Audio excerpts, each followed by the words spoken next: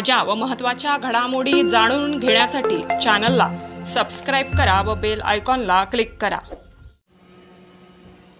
लोकसभा निवडणूक 2024 सध्या राज्यभरात लोकसभा निवडणुकीची जोरदार तयारी सुरू आहे।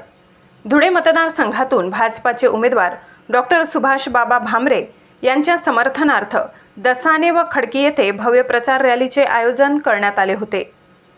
भारतीय जनता पार्टी जिल्हाध्यक्ष निलेशजी कचवे यांच्या मार्गदर्शनाखाली तसेच प्रदेश कार्यकारिणी सदस्य लकी आबा गिल, जिल्हा सरचिटणीस कमलेश निकम, धनंजय पवार, युवा मोर्चा तालुका अध्यक्ष योगेश देसले यावेळी उपस्थित होते।